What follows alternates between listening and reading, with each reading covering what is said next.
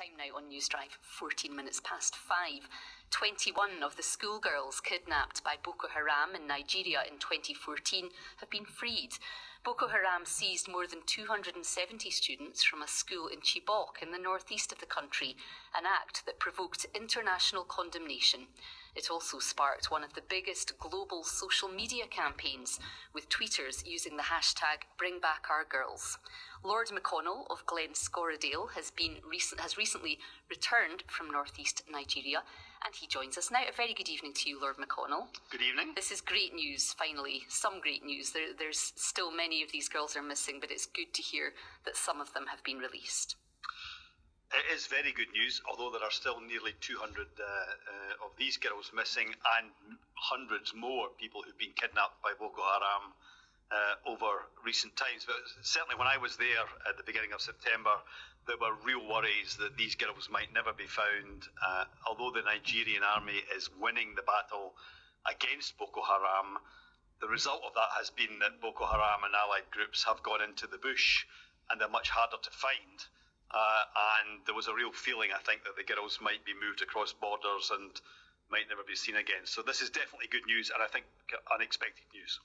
As you say, there are many more still in captivity, and it's not just girls, is it? Boys have been kidnapped, men as well.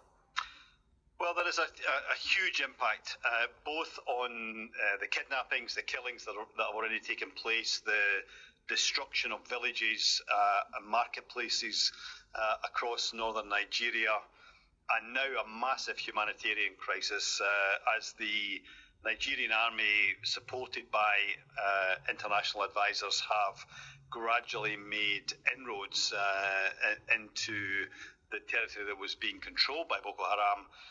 They have uncovered one of the biggest humanitarian crises existing in the world today. Millions of people in a situation where they are starving. They've been without food, in some cases without water for some time, living in camps that are awful, and in an area where it is very, very difficult to deliver any humanitarian aid whatsoever because of the danger from Boko Haram and their allies and the very murderous way in which they conduct any retribution. And of course, in many ways, Nigeria is one of Africa's more advanced countries, isn't it? So how important is it that they do get to grips with this huge problem of Boko Haram and try to bring some stability so that it can flourish?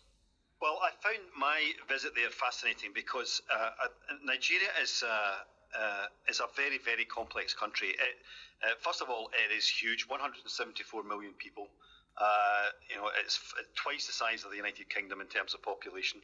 There are complex regional conflicts as well as the conflict in the north with Boko Haram. So conflicts over land in the centre, conflicts over oil and kidnappings of people in the south. And to deal with that conflict, first of all, you need to sort out the governance of the country, and the new president and his cabinet appear to be trying to tackle corruption. They also need to fight back against those who are causing the conflict, but we also need to deal with the underlying causes. And that was the main reason I was there, was to go and see projects that are being funded by UK aid, run by Adam Smith International, really good projects trying to create employment opportunities for young people so that they don't have this semi-attractive alternative of a uniform and a gun and some food that then drives many of them to join up with these groups. And creating alternative opportunities for people, giving them real hope, has to be at the centre of any strategy alongside the military fight back. And this release was the outcome of negotiations with the militants. 4 militant prisoners apparently were released in exchange for these girls. Do you think that might have to become an accepted solution?